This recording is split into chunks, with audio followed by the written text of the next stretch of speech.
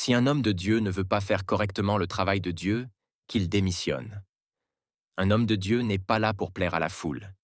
Il n'est pas là pour dire ce que les gens veulent entendre. Il est là pour transmettre fidèlement la parole de Dieu.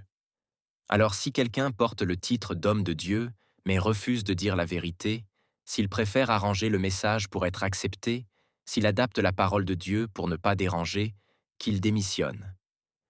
Parce que le ministère n'est pas un jeu. Ce n'est pas une position pour gagner le respect des hommes. C'est une responsabilité spirituelle sérieuse. Et il faut comprendre quelque chose de très sérieux. Dieu n'a pas besoin d'un homme pour parler. Dans la Bible, Dieu a fait parler une ânesse pour reprendre un prophète. Cela veut dire que si un homme refuse de faire le travail de Dieu, Dieu peut le remplacer. Dieu peut utiliser quelqu'un d'autre. Dieu peut utiliser une personne simple. Dieu peut même utiliser ce que les hommes méprisent. Donc personne n'est indispensable. Dans la Bible, Aaron a cédé à la pression du peuple. Il a fait ce que les gens voulaient voir au lieu de rester ferme dans ce que Dieu avait dit. Résultat, le peuple est tombé dans l'idolâtrie. Aujourd'hui encore, beaucoup veulent des prédications qui flattent, pas des paroles qui corrigent. Et certains hommes de Dieu tombent dans ce piège. Ils prêchent pour plaire. Ils parlent pour être aimés. Ils agissent pour être suivis. Mais un vrai homme de Dieu ne fonctionne pas comme ça. Il dit la vérité, même si ça dérange. Il corrige, même si ça déplaît. Il reste droit, même s'il est rejeté. Car celui qui cherche à plaire aux hommes ne peut pas marcher pleinement avec Dieu, et celui qui ne marche pas pleinement avec Dieu sera livré à Satan.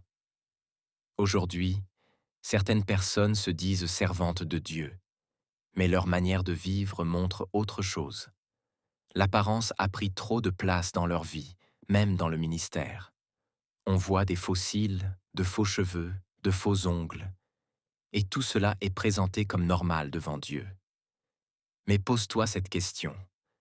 Tu portes du faux pour adorer qui? Jésus?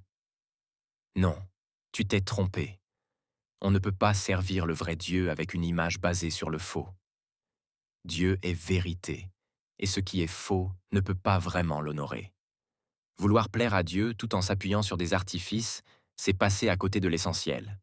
Avec Dieu, ça ne marche pas comme ça. Il faut revenir à une adoration sincère, vraie, sans mélange.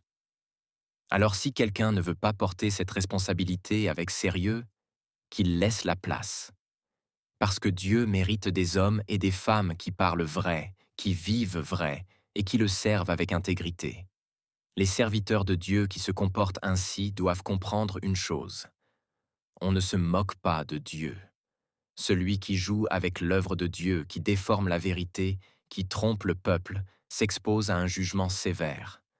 Car servir Dieu n'est pas un jeu. Au final, il vaut mieux être rejeté par les hommes que d'être rejeté par Dieu.